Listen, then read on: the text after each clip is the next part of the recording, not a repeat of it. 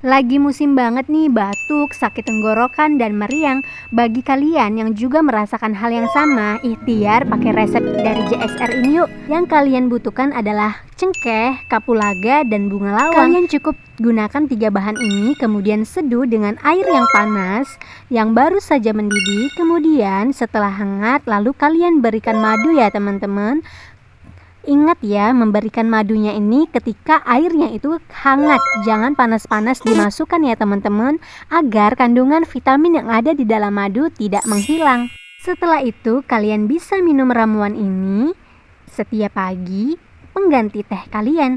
Semoga tips dan ramuan ini bermanfaat ya teman-teman. Terima kasih.